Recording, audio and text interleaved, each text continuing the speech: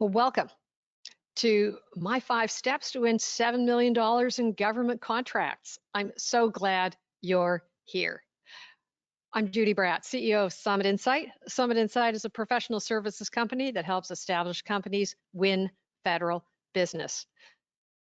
For us, and I hope for you, marketing and sales are acts of service.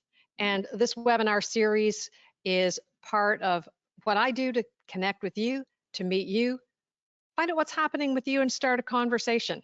And I'm here to bring you my best today of something that I hope will help you be more successful and reach your goals in the federal arena.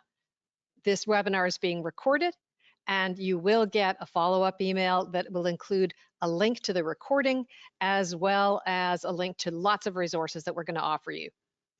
Summit Insight are federal business growth specialists, and if you'd like to book a call and a conversation, we'll give you the chance to do that at the end. There are 3 keys to success in the federal arena, and everybody that's successful does this sooner or later, on purpose or by accident. And here they are: focus, connection, and consistency. All the things we're talking about today, all our tools, all our programs are centered on those. This is the 4th of a 4-part webinar series, and you can catch the other pieces related to this webinar in our on-demand section of our website. I'll have links for you at the end. We hope that you'll be able to pull it all together and enjoy all the great content that we have for you. So let's get to it. Here's what we're going to cover today. Our promise to you when you signed up was that you would learn how to inspire subject matter experts to take part in the everyday tasks of growing the business, lower your capture costs, and avoid expensive hiring mistakes. We've all had them. Nobody wants more. How to do less in the right places and win more. How to let your buyers' goals and desires propel you across the line to achieve your own, and how to make prospecting calls that everybody loves and looks forward to, and come away with actionable ideas and practical things that you can use right away.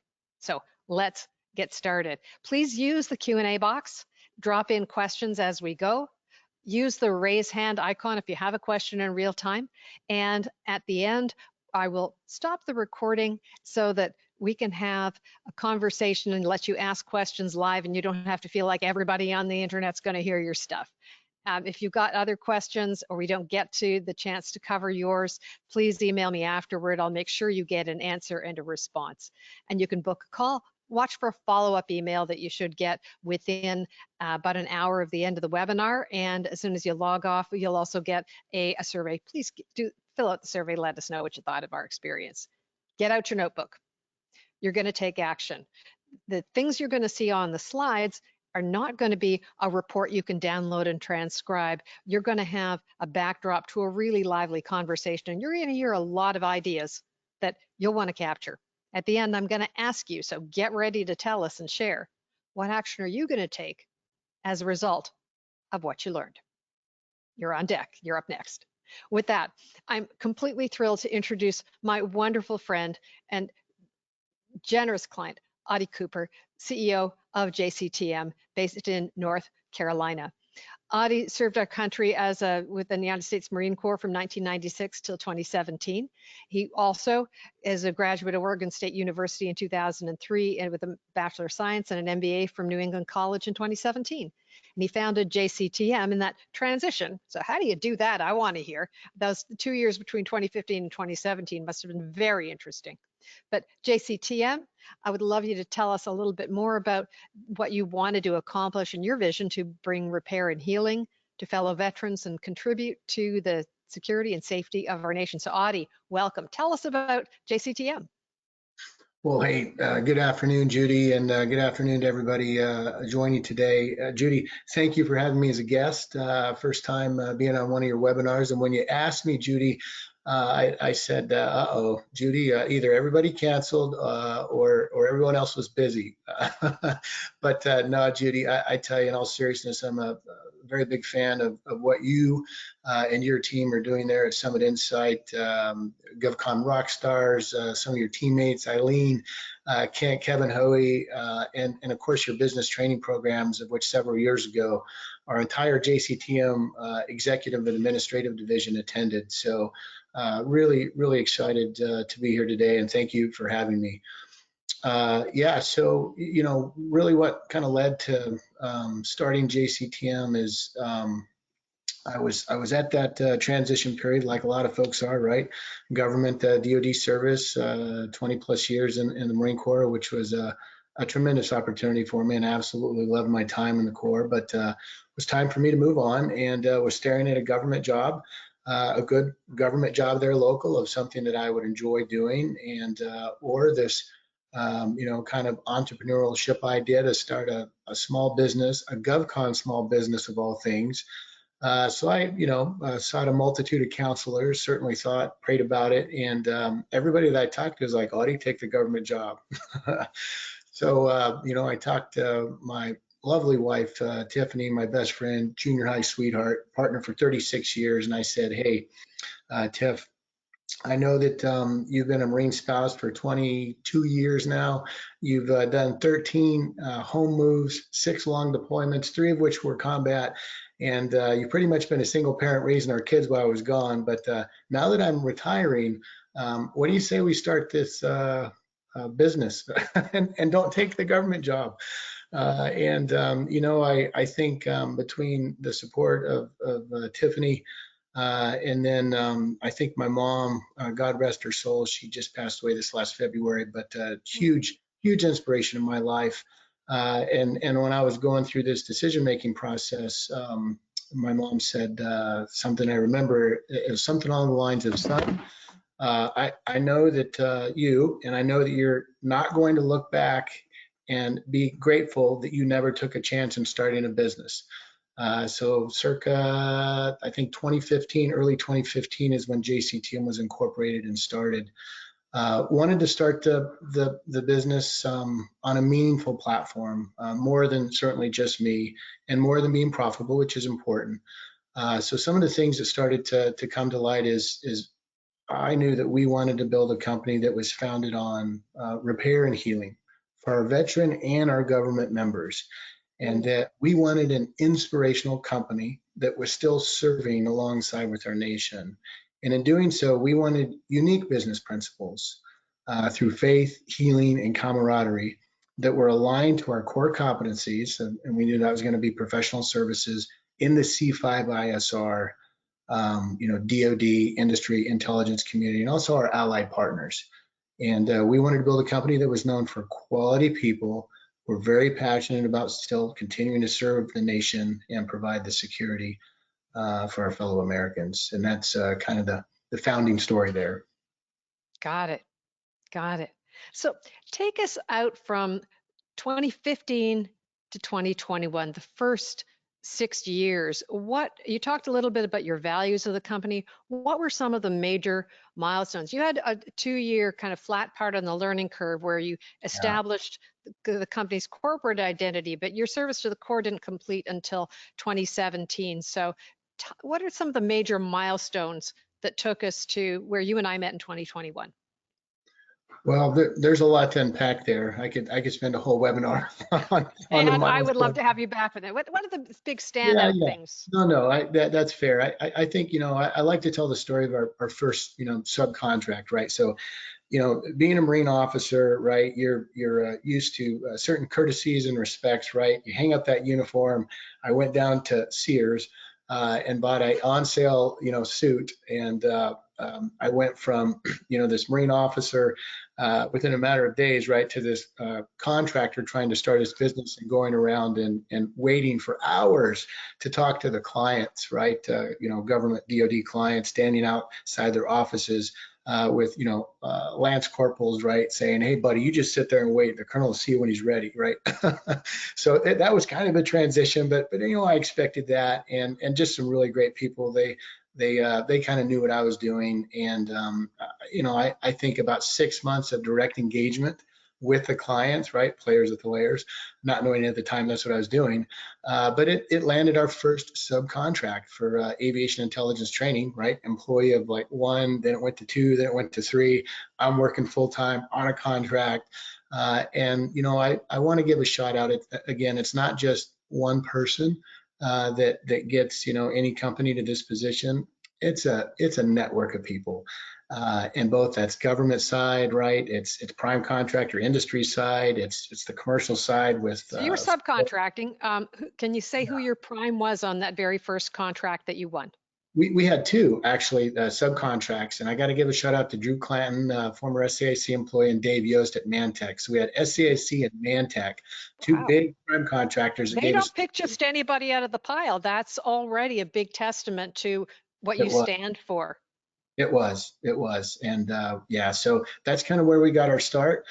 From there, we just continued to grow and expand, kind of in that space with subcontracts within those two prime contractors, and then slowly maturing our business. Hmm. So what are what were some, because you had an academic background in business, which not everybody does when they go to found a company. When you got to that point in 2021 and you took a step back and said, what did we learn? What's really happening for government contractors over their lifetimes, and where are we? What do we need? And when we were chatting, you had a brilliant sort of one image, single image snapshot of that performance life cycle for GovCons. May I share that and have you talk about it a little bit and unpack that for us? Absolutely. I would love that. Yeah. So, starting off right, so I got to give a shout out to, I think it's a Doug Tatum, early 2020s. I think I found a slideshow on small business, no man's land small business. And of course, I've taken this concept and I've built a diagram and I've tailored it for GovCon small business and call it the inflection point. And certainly, this isn't 100% accurate here, but for our business, it's fairly accurate. I think for professional services in the GovCon space, it's fairly accurate as well. But you can see the graph there on the vertical axis on the left there. That's revenue. The bottom one is time, and you can see the different kind of blue lines there of the life cycle of the small business. And the fact of the matter is, most small businesses, right, especially in the GovCon space, fail within the first 2 to 3 years. Those that make it through into what I call kind of the small business past the startup, into the no man's land, that's a challenging time. And just being real transparent here, that's where JCTM is still right now. We've certainly moved through there with getting some prime contracts and some other strategic initiatives, but continuing to win small business set aside contracts is challenging. And we knew that we needed to take a step back, really take a holistic look at the company, see where we were, and see if we can identify some strategies, some things that we could incorporate into our overarching strategy to get us through that no man's land, and be the gazelle that lives, right, that makes it into that medium and eventually possibly large business, or at the very minimum, be considered an M&A candidate. Got it. And so what was the, if you like, your situation, number of employees, amount of revenue when you had got to 2021? Yeah, I think we were sitting, we are creeping up every year. We had, steady growth. There was a year we kind of balanced out in like, 19, 20. COVID hit, right? And that had its negative effects on us. We're a professional services company with really great, highly trained, skilled employees working very technical jobs in often classified government spaces. So, when the COVID, kind of mandates and the, screening and hey, work from home, that's tough for us to bill the government and work from home because our employees' homes aren't cleared spaces and they don't have access and placement. So we kind of dipped down there with COVID. And fortunately, we kind of had the reserves and the capital to keep us going through that period, and we've slowly started to rebound. But I think around 2021 we were around 40 employees, hovering around 5 million in annual revenue a year. Mm-hmm. Got it. And at that point, um, you thought there were some very specific things that you realized you wanted to tackle, some challenges that were going to be important to move past that inflection point and be on the upswing rather than the dip of that curve. And Yeah. so talk a little bit about those things that brought us together, that you said, I need to address these things. Yeah, so I mean, I did, it's my job, right, as the person who's privileged to lead the company, to keep us going, to look out for those low points or traps, right, and keep us on a good glide slope that's going forward. And knowing that, one of the things I realized is that, one, I've got to surround myself with people who are good at things that I'm not, which is a lot actually.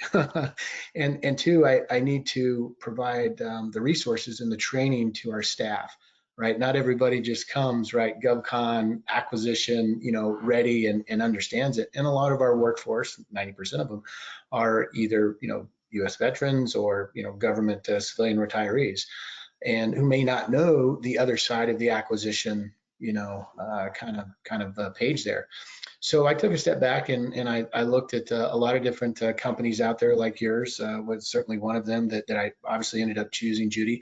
But I knew that we needed something in addition to our corporate strategy. We have a corporate strategy that's in play. It has been since our inception. It's certainly evolved and matured over the years. If anybody wants to know, it's called the 4 Disciplines of Execution. Love to talk about that. It's been very successful for us. But one of the things that our 4 Disciplines of Execution, our strategy, said, hey, we need to increase our training and understanding experience when it comes to acquisition. And from there, I got came across your website, and I can certainly go into why I chose Summit Insight, but at the end of the day, I think, Judy, were offering things that a lot of other folks weren't offering on the relational side, and that was intriguing to me. Well, the first thing that we did when you engaged was we tackled focus.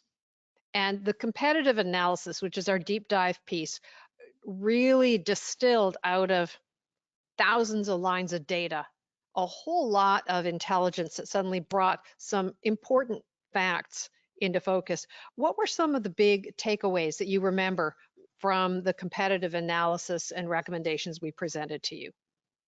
Well, yeah, and if I remember correctly, even before the focus piece, which was tremendous, and that helped us out significantly, is you kind of, your business intensive program gave us the whole kind of capture implementation. It wasn't just, this training that you get, right, and here's the slides, right, and we were able, and proposed this, and it actually worked, to earn while we learned.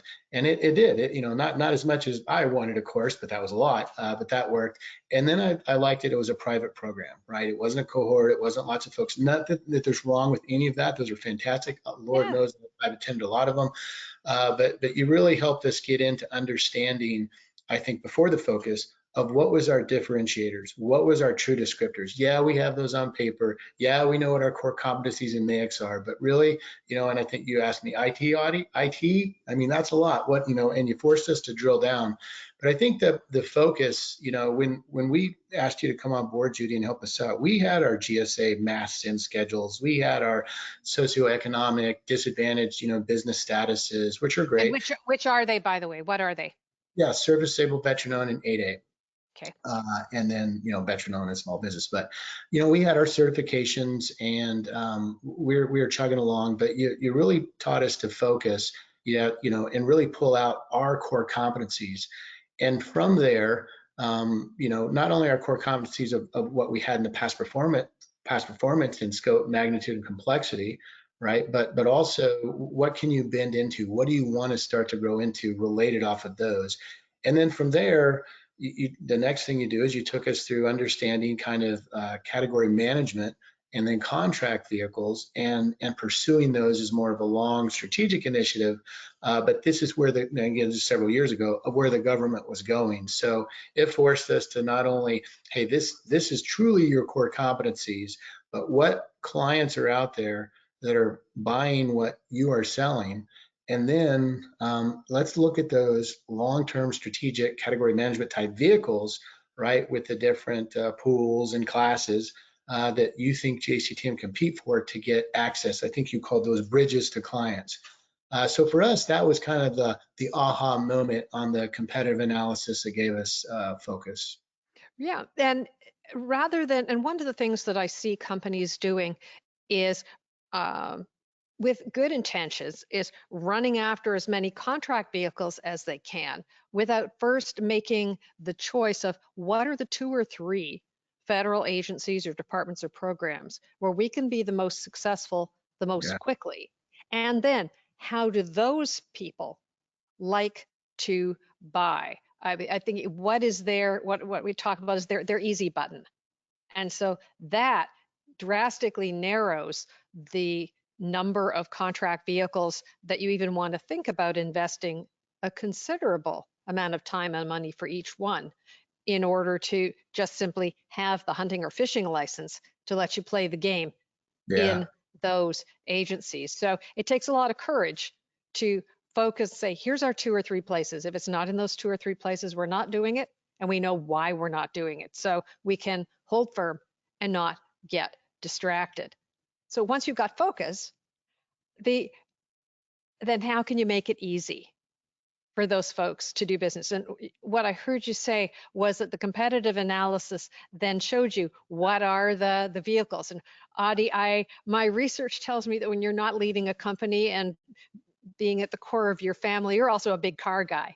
And I know that you're not alone.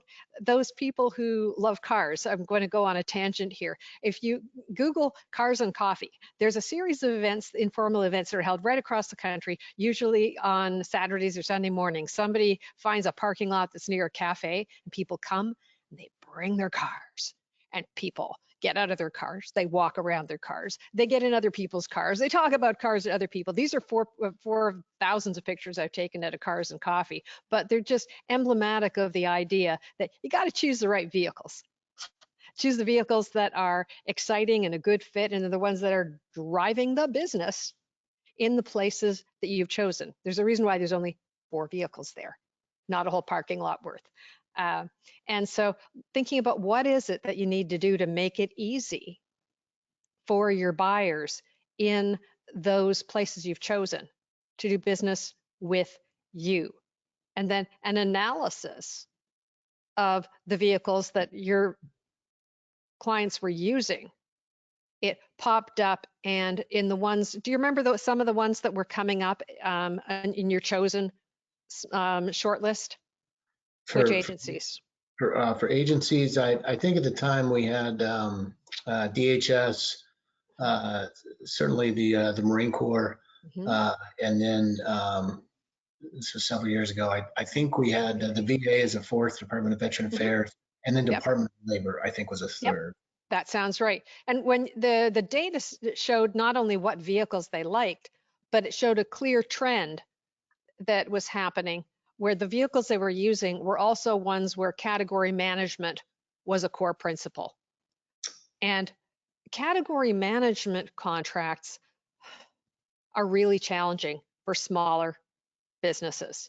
They are. And so when you look at Oasis is a great example, the kind of experience and past performance that GSA is demanding of anyone who is competing for an Oasis contract, the bar is very high, and it's extremely challenging for small businesses to play that game. So what strategy did you decide you needed if you wanted to be on the vehicles, those high-powered vehicles that your best prospects clearly preferred? Yeah, no, thanks, Judy. Good question. I think we'll go back to the car enthusiastic piece. My wife says I'm really good at taking the cars apart, but I'm not so good at putting them back together. So we'll leave And that one there. these But, days, they're really not meant to be taken apart anymore. Trained professionals with computers are the yeah, ones that are doing it. You can't really take it apart in the parking lot anymore. yeah. So I hear that often, but yeah, it's no, I think you're spot on, Judy, and you know I completely understand the government's, you know, I mean, I was an agent in the government for 22 years, right? And I completely understand category management. And for those out there that may not know, right, just making sure we're on the same definition. Category management is kind of like the government's contracting strategic approach to procurement, where they're grouping products and services into categories, right? And they come out with these big long, 10-year, $60 billion, vehicles. And there's a lot of good that comes from it. Optimizing purchasing processes, best athlete, wins, consolidated procurement. There's a lot of good things that come from it. But to your point, Judy, it is challenging for small businesses. And I do think that, and, folks can call me on this, but the number of small businesses continues in government space, continues to decline. And it has since, I think, like 2015.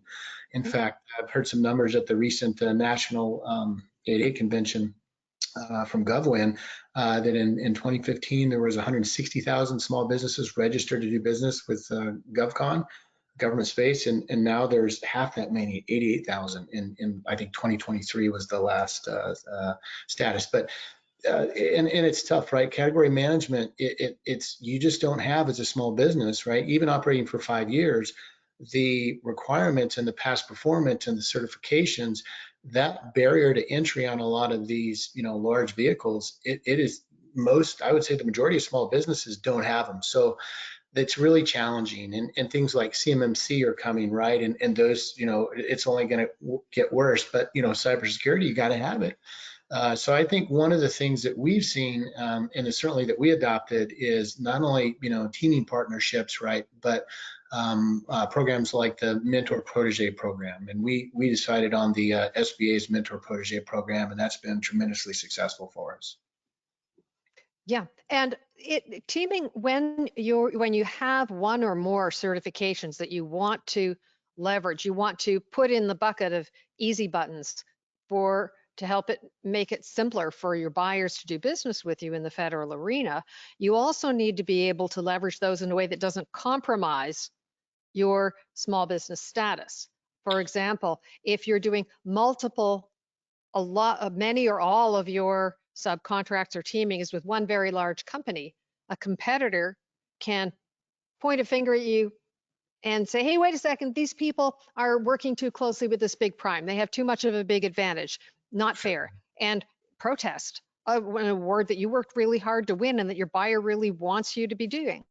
And so the combination of mentor-protege relationship, and you have real limitations on how many mentor-protege relationships you can be in as mentor or as protege and over what period of time and what you can do. But once you have that established, and I would love to do another session on mentor-protege later, mentor-protege as a shield or an umbrella, and then the joint venture underneath the cover or protection of mentor-protege is a super strong combination.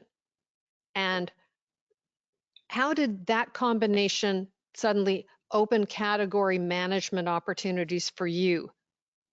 Yeah, well, so again, one of the things we learned there, Judy, and our time with you was, hey, here's different opportunities that are out there, right? In addition to our own skill sets and leveraging that ecosystem, and whether it's the SBA's Mentor Protege program, Department of Energy, Department of Defense, there's other ones out there.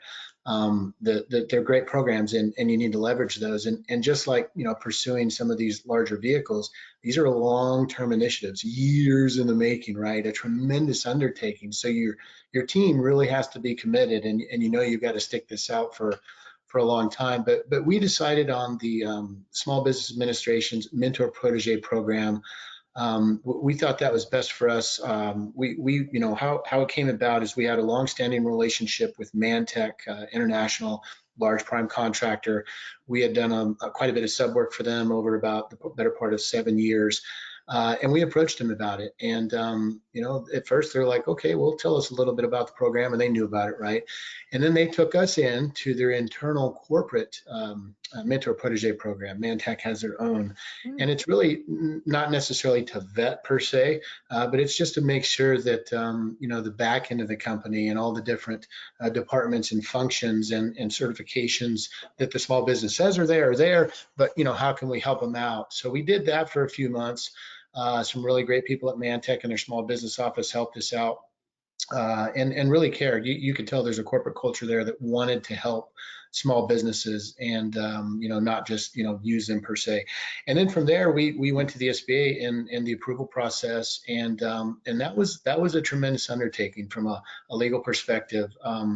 And we got some help. Sherilyn Harley Lebon, I mean, fantastic, right? Legal counsel helped us navigate, not only the mentor protege agreement, but the whole, joint venture program and how that works, and making sure everything was set up. And a testament to Mantech, they were great. Sherilyn worked with them directly, helped us out too.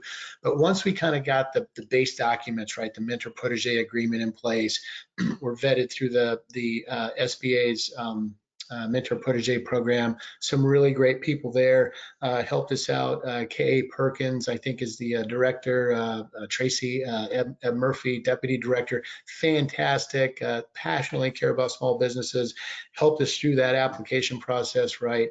And then there's also coordination just with the SBA, our local North Carolina small business office here, led by the Deputy Director, Meridian Argonaz, our business opportunity specialist, Mark Dolly. So there's a government ecosystem there that, if you leverage it, they will help you through those processes. And then, of course, we have to have a good mentor, and we do with Mantech. So that took us about 18 months before we finally got that in place, did all that training right, and then we stood up the joint venture. And that's the moneymaker, right? That is the non-affiliated joint venture, and there's a lot of rules in there. But the bottom line is the summary, if you will. The MPP program under the SBA is a 6-year program, mentor protege program. You can have a joint venture under there. That joint venture is non-affiliated with a large business, and there's quite a few non-affiliation rules in there. But basically, once that joint venture is stood up and they win their first contract, they have up to 2 years to go out and win as many contracts as possible. Now, the non-affiliation comes into play in a couple factors. One, that is considered small business. The joint venture, of which the protege is the 51% majority owner, is considered a small business. So whatever the socioeconomic disadvantage status is of JCTM, the joint venture has as well. In our case, that's JTech. So JTech, non-employee entity, is service stable, veteran owned, and 8A certified.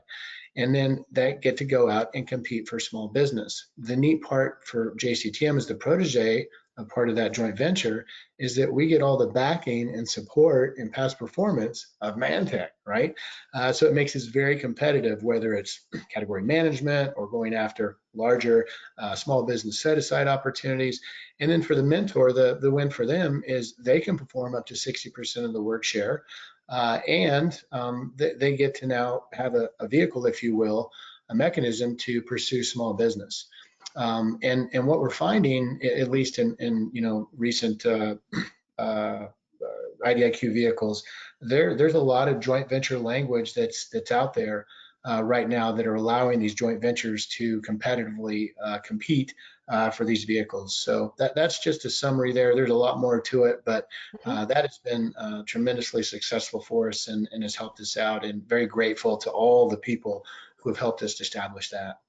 And you decided to make that considerable investment of time and money with confidence because you started with data. You knew that it was going to be important. This wasn't just a massive fishing trip to go and speculate. You were very particular about which vehicles you chose and why you needed them, which is the only way to do this. Now, when you started out when you got to 2021, how many people in the company were involved in the daily work of selling, going and doing business development and bringing in the business? Was it just you? Yeah, I mean, for the most part, we've tried. I mean, just full transparency here. I've tried, very speedy consultants. I've hired folks, right? And it's tough. It is tough to find those people that we don't like the word sale here at JCTM. We prefer solving problems, right? Because and I remember what it was like in uniform, and sales has a dirty connotation to it, and we're really passionate about solving problems. So there's no big secret to helping land contracts to support your clients. You got to spend time with them. You got to build trust. You got to understand the requirements, and then you got to help them move the needle and solve their problems. So that was primarily me, and we've kind of gotten to a point, Judy, 2021, where I realized I'm a limiting factor. There's only so much that I can do, and either that has to be, taught to other folks who can replicate it, or we've got to get the training and the people to come in to expand and scale that. That was a big part of our work together. That kind of change is not everybody's favorite thing.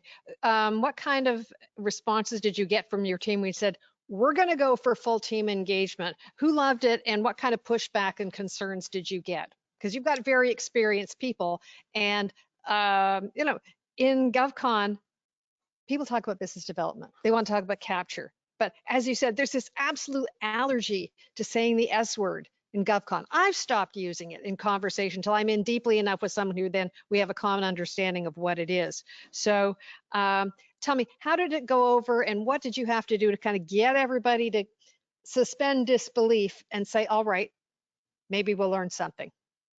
Yeah, so if you remember, Judy, I had the whole, JCTM executive administrative division, right? The entire C-suite, right? Everybody on the screen there, and some more attend, right? Stop what they're doing, put it down. And, I think there was a lot of lessons and aha moments in there, but at the end of the day, everybody at JCTM realizes, hey, we're a small business. And yes, we need to have our functional areas, our areas of responsibility. That's probably one that's important. But as a small business, everybody has a part of that vision to contribute to that growth. So my team was very receptive to it. And what you've seen is, folks like our security officer, Jamie Filler, right? Security, they don't get into capture or sales or any of that, right? And she's out there on LinkedIn, and she's, attending industry day events that are related to security. She's networking, and our entire staff has kind of fallen suit with that. And our, what we call our, most companies would call this their capture BD team, if you will. We affectionately call it the JCAT, the JCTM Client Advocacy Team. So in there, we have what's called functional roles, but we're all responsible. We all win together and we all lose together. So we've got our roles of proposal management, capture, BD, client engagement side, but we're all in this together. And, I think the neat part about being with a small company is the challenge and helping everybody building that company together. But then there's also the reward of that, but then there's the reward at the end. And I think my team knows specifically that, at some point down the road, if JCTM gets into the M&A arena, which we will, there's a reward there for everybody. And that's important to us. It's important to me as part of the vision for JCTM.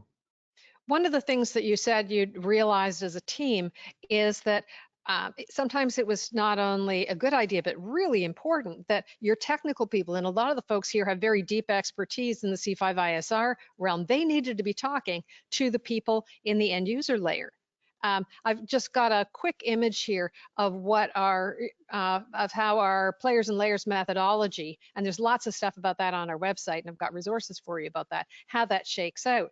But your team members were each talking to multiple folks in each one of these different layers. You had full team engagement and a full contact strategy that you learned and really started to put to work. But that doesn't happen overnight. We worked together for a few weeks, but so how did our work together make it easier and more effective for your team members, especially your key and senior subject matter experts, to really engage with your players at all the layers? Yeah, so that, the term, we still use that term, Judy, the players at the layers, right? And we definitely have applied that approach to the whole of our organization from a client relationship management standpoint. And what we found, at least early on, right, before we started, kind of applying, engaging all the players at all the layers as best as possible, we found that we would, build this great rapport and trust with a, government technical program manager, or maybe a contracting officer, right, or even a funding decision maker or something along those lines.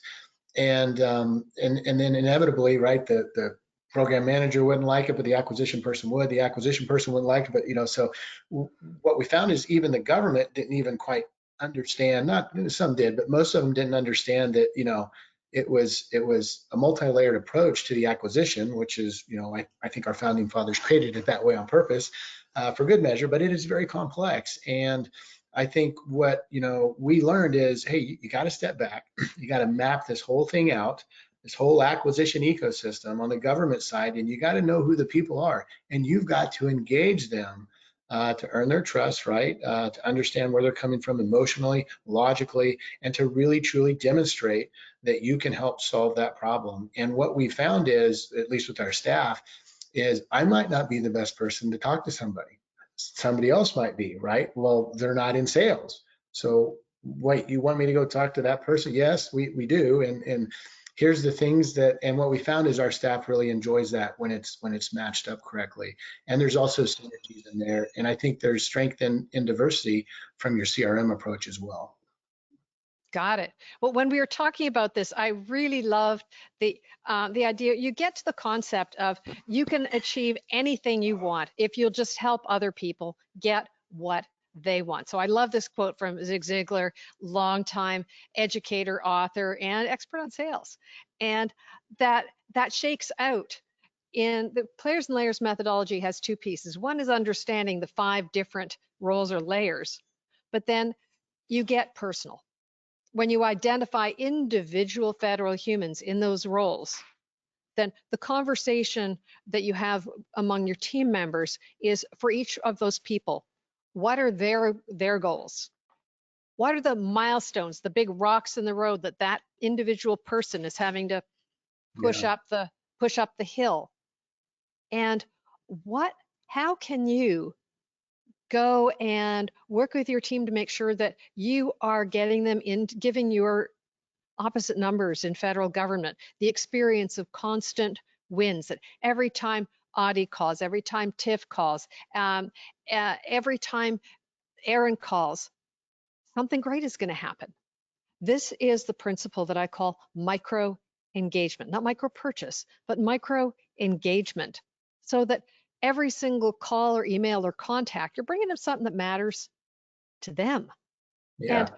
And I love this transition that you called becoming human centric, because if you suddenly make your clients' goals the most important piece for you, then they're naturally going to pull you along and help you achieve yours. How bad would that be to suddenly have your customer helping you get where you want to go?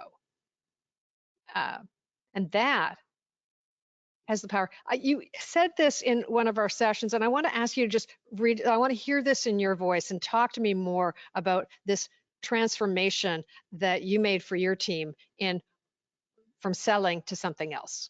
Yeah, and again, I think people, at least on the, industry side, are sometimes quick to throw the government under the bus, right? Oh, it's the government, they're all messed up, or oh, it's too complex. And no, most government agents, I would say the majority, are understaffed, working terribly hard, right? Like you said, they have their mission, they got their piece of the pie that they're trying to solve. So really understanding that and coming with that human approach that, let's get what does a win look like for the organization? You're going to take your government dollars, which are taxpayer dollars, by the way. You're going to invest those judiciously. You only have a certain amount. So to do that, what helps move the needle? And when we kind of come with that approach, we look at that as solving. We're not selling anything. And we say this, Judy, it's our first BD principle here at JCTM. We always place the client's needs before our own. And sometimes that means the bottom line for JCTM is not good. Sometimes that means we're not going to engage. We'll hand them off to somebody else. And we do that time and time again. But that's how you get a reputation of this company. These people really care. They want to solve, and I think it's genuine. I think you parlay that with engaging the clients directly. You spend the time to go be with them, waiting outside offices, right? Things like that. Just meeting with them is so important. All the different players, right? Whether it's a phone call, in person, is certainly most important. Placing those clients' needs continually, showing that with action. And then we've also learned that we, and this is Ziggy taught this too, right? That clients' emotions typically, not all the time, but typically need to be addressed first, and then the logic will come, afterwards. So we're not manipulative in that, but we want to understand emotionally what is invested there with the client. What do they care about for them and their space and their time? And then logically, that's important too. And our last kind of mantra is a small business, you're all in sales together, right? Whether you want to say it or not, it's a team sport for your organization, and you got to look out for each other. You can't just pin it on one person, right? When things aren't going well, or you're not winning contracts, right? It's the entire bit of the organization. You win together and you lose together. I love this quote, and I go into it more deeply in some of our work together. Neuroscientist Antonio Damasio had this quote is, "We are not, as it turns out." They did PET scans of people's brains and what parts of our brains light up when we're making decisions. And the conclusion he came to, you want to write this down, is that we are not thinking machines that occasionally feel. We are feeling machines who occasionally think. Yeah. We're not thinking machines that occasionally feel. We are feeling machines that occasionally think. The emotional part of our brain is what lights up when we're making those decisions. So trust is critical. And how do we do that? And conversation after conversation. Practice makes permanent. One of the things that we did together in our work together, and it sounds like you continue to do that even after our engagement, was to continue to do practice calls and role plays. I will tell you a secret, role play completely squeaks me out. I have the prospect of failing in front of someone else, leaving aside the idea that I could be failing in front of someone who's there to help me, as opposed to failing in front of someone and I get one chance and it's done. So talk to me about the kind of experience that your team had and the value that you found in role play. Yeah, so and I remember when we did that with you, Judy, and I was not squeamish about it, but our team was, right? And it can be a little corny, right? But it's good practice, it's good reps, and you have to do it. And what we found is the more we repped it and the more we practiced it, they really started to hone in on our discriminators, our differentiators as a company. There's a difference there. And what are those service acquisition imperatives for JCTM? And a lot of our role playing, at first, oh, here's JCTM, right? And here's our discrimination. No. That comes down the road, right? It's first about trust, understanding the requirements. So a lot of our role playing went from, hey, let me tell you about the company, to, hey, let's ask questions, right? Not closed questions. It's not like, yes or no, you're forcing people, but open-ended questions, and honestly asking those questions to understand the complexity, surrounding the requirement of the government client. So a lot of our role playing transitioned naturally to, hey, let's tell about JCM. Let's ask some really good questions. And from there, if we get to there, then we start to work in some of our, differentiators and discriminators. And you taught us a lot of that, Judy. We've kind of built from it. But it's hard to teach, right? And a lot of people just don't like picking up the phone and calling. It's still not people's favorite thing to do, but it's something that has to be done if you want to grow. Got it. And so talk to me about, these were the things that you really wanted to accomplish in 2021, and you worked hard at those things and brought them home. So what's the payoff? Between 2021 and 2024, what happened? Yeah, so I mean, certainly a lot of wins in there, certainly a lot of lessons learned. We've continued to grow. And it's not just, I'm not going to sit here and tell folks it's just straight up, right? But it has been continuing to grow and rise in our revenue and our number of employees. And I think, for us, translating that, quantifiably, and I could do inspirationally as well, but quantifiably, I think for the audience, we've increased every year in revenue. There's been a few years after COVID where we're, kind of balancing back. We went from no prime contracts to 3 prime contracts. We went from, I think, 3 contract vehicles to 7 now. Of course, our mentor protege, Mantech, that has just been tremendous, the payoff there. and what we've been mentored on by Mantech has been tremendous. And then the strategic approach with the mentor-protege joint venture, I don't think we've seen, that's the long game. That's the long game. But I definitely think we have some wins, certainly with the joint venture here, that some have been published and some are about to be published here in the next year. You said that you had about 40 employees when in 2021. What are you sitting at now? I think just over 60. Mm-hmm. And you said your revenue is sitting around four to 5 million. What do you expect to close out 2024 at? I think it would be between 10 and 11. Cash. Yeah. Fantastic. And what surprised you the most about, there were things that took longer than you expected, things that were easier, harder. What were the things that surprised you the most about all this work that you did? Well, I mean, that's a lot. I guess one, you have to continue to surround yourself with experts like you, Judy. It's not just one person or a couple of people that are going to get you to that. If you're trying to go to that medium-sized, full and open, I learned a tremendous amount at Veterans in Procurement with Barbara Ash and her team. Certainly learned a tremendous amount from you, Judy, and you've continued to stay engaged with me, right, and help us out along the way and make those introductions. I think, a couple lessons I think that I've taken away that I wasn't expecting is not everybody do you start with, right? We've been around for a decade now. Not everybody you start with is going to be with you in the middle and in the end. And that's okay. That's not a bad thing. I think, part of being an entrepreneur is you want to create a better environment, right? And give and create something. And when you see people leave for right, wrong, or indifferent reasons, right? That was kind of, well, hey, that's natural, right? I also learned that you got to put people in the right job, and small companies often start up with family, friends, people they know, and as you grow, you've got to kind of, I don't want to say get away from that, but you certainly need to expand and find the right people who know way more than you do about a subject that you might not know so much about, right? Get the duty experts in to help you grow.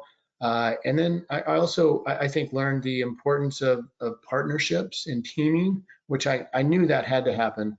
But you can't want it so bad that you pair up with teammates that might not be culturally yoked, right? And it doesn't make them bad.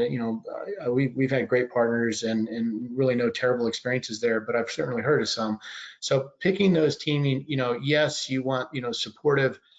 They bring something that you don't bring, right? There's an opportunity there with funding, preferably. You're supportive, it's a good team, but also culturally, your teams can get together. And, you really don't know that until you start to exchange money with that partner. But that's something I've learned as well. Got it. Lots of great lessons learned there. We're coming down to the home stretch. I can't believe how quickly this has gone. The last thing I promise is practical, repeatable steps that you who have joined us and are listening to the recording can take now. And those practical, repeatable steps include achieve more in fewer places by focus. Whoever helps you get a competitive analysis done and make a confident decision based on hard data of where you're going to focus your efforts. Make it easy. Know the contract vehicles that your best buyers and prospects love. Get them and leverage them. If you are eligible for small certifications, make sure you get them and tend to them and care for them so you maintain them. And then find ways to leverage them, including, if it's appropriate for your niche, category management particularly. If that means you need to investigate the combination of mentor protege and joint venture, these are not do-it-yourself projects. Find and engage qualified, look up their records, find and engage qualified legal counsel that has deep experience with federal mentor protege and joint venture. If you need some recommendations, I have some. Please ask me. I'd love to introduce you to them. Use everything you've got. as your flight attendant says, your nearest exit may be behind you. Your best capture and growth team members may be right in front of you. You can always backfill a subject matter expert, but you can't replace, nobody can speak that language. You can't parachute in someone who does federal sales. That's so rarely successful. Being able to figure out who's my mini me, who are my people on my team that I can nurture into enriching their roles so that they are building those client relationships from the position of being the subject matter expert they love to be. And that was the core transformation that Audie, you and your team accomplished. Commit to your buyer's success. Look at your approach and say, are we human-centric? What do we know about the individual federal humans, our players in all the layers? How are we mapping everybody we know in the account, and who do we not know? Do we know 6 small business specialists, 1 end user, and there's 1 contracting specialist who's not returning our calls? If that's your map, you need to fill in the blanks. Get to know, have a solid relationship or contact set in every place where you want to be successful. Transform your mindset. Go from selling to solving, and make connection easier. Make a commitment to role play and practice call. That's something we help our clients do. We can workshop it or do it part of one of our programs. If you want to hear what a role play sounds like, type the word role play on the search part of my website, and you'll be able to tap into a spontaneous recording practice between William Randolph, a former naval contracting officer and career contract professional, and Eileen Kent, my service delivery partner. And they do a magnificent role play that makes it so easy to understand. Oh, that's all I'm trying to accomplish? That's not that hard. But that practice makes all the difference. And so with that, we covered a lot. I hope that you agree that by being here, you now have a sense of how to inspire your subject matter experts to ramp up and rev up their everyday role in building the business, how to lower capture costs and avoid expensive hiring mistakes by getting everybody working together to do that. How the step of focus helps you do less and win more. How tapping your buyer's goals propels you to your own, and how to make prospecting calls you and your buyers genuinely enjoy. I've given you some practical, repeatable steps, and I want to say thank you to Audie and motor on through some resources. Remember, you will get a link to the recording of this after our webinar is finished, and also a link to a survey, which we'd love to get your sense of what you enjoyed. So it's time for action. I want to ask you real quick, drop in the chat, what's your biggest aha or takeaway from our session today? What action are you going to take as a result of what you learned here? Please drop it in the chat. We'd love to know what really resonated with you. Meantime, while you do that, I've got some resources for you. There are 3 keys to success. Everybody in the federal arena does these sooner or later. They are focus, connection, and consistency. And that's the focus of the programs that we offer at Summit Insight. And that's exactly how those line up. I've got some QR codes to make it easy for you to tap into those. And the follow-up note will have a PDF, so you can have links to all of these resources as well. So check out our programs, come and understand whether or not we could be a fit for helping you achieve your goals. There's a special on-demand webinar, and here's the link to that, so you can explore more deeply the path to profit through the players and layers methodology. There's the code for that. And here's the link to get our GovCon Personas guide. Gee, you've identified your people. What are you going to say to them? What do they care about? How can you build relationships? This is a complimentary guide, and we've created it and given you links just for you to go get it. I mentioned that this webinar is part of a series, and I encourage you to check out our on-demand complimentary webinars. Go and get the other ones and enjoy those, share them. You could do a lunch and learn and doing a replay with one of your team gatherings or something like that. And I have some unconventional inspiration. And sometimes it really feels like the things we want to achieve in the federal market are nothing short of miraculous, and it feels like a heavy lift.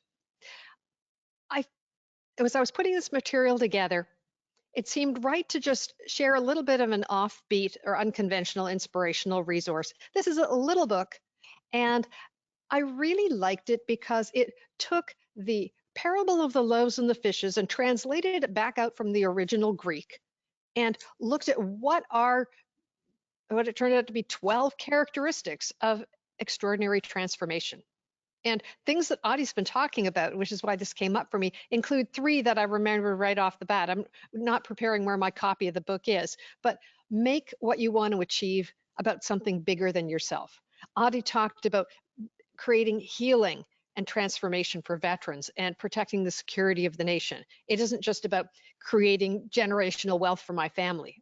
It may be about that as well, but he's really clear about what he wants to accomplish. He's using all his resources by engaging his full team. It's a really interesting thing. It's a little offbeat, and I'm leaving this link to the Amazon page where you could take a look at the book in case you might enjoy it.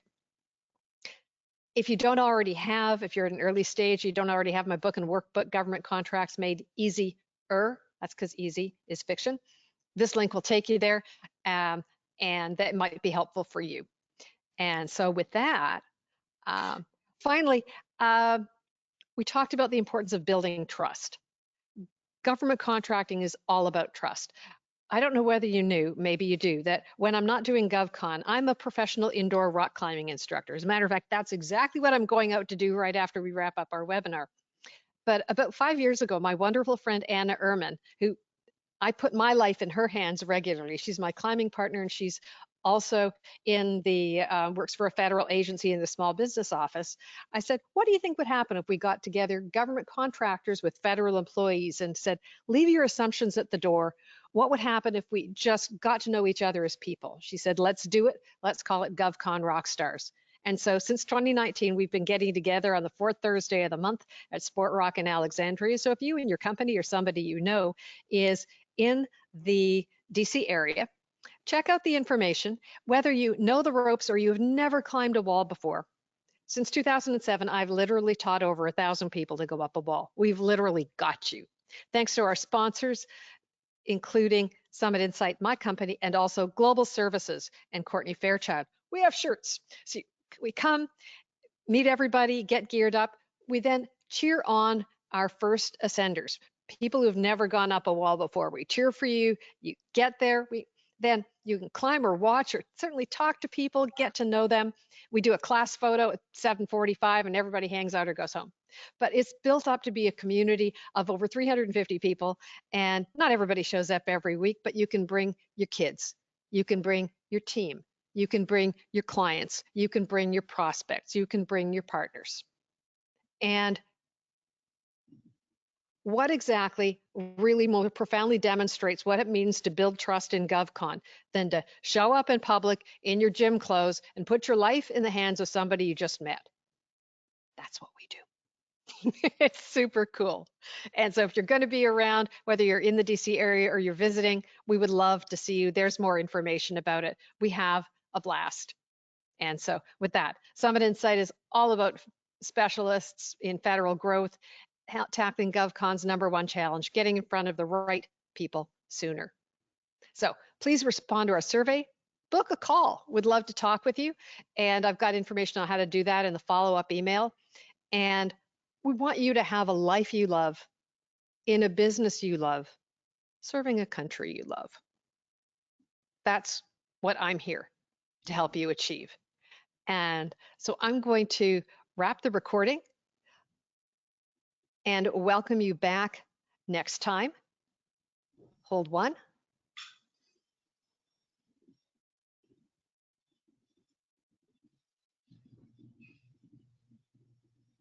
There we go. 1 sec. Because I want to be able to offer some Q&A. And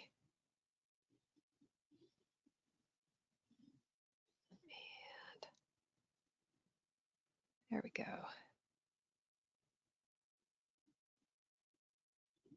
And okay. I'm going to edit to remove Q&A from the recording. I want to open the floor. If you have questions and something you'd like to ask Audie, by all means, Kimberly just said, thank you very much. It was great. We're really glad you're here. If you've got a question, please drop it in the Q&A box. We would love to answer your questions. And Audie and I both have a little bit of hang time left. I want to thank all of you for coming. I'm so glad that you could join us. Please book a call. Let us know what you thought of the webinar. Spread the word. Share the recording with others. And Audie, thank you again so much for being with us, for being so generous and so candid. And let us know how we can help you. Many thanks, Judy. Have a good day, everyone. Okay, thanks. Bye-bye.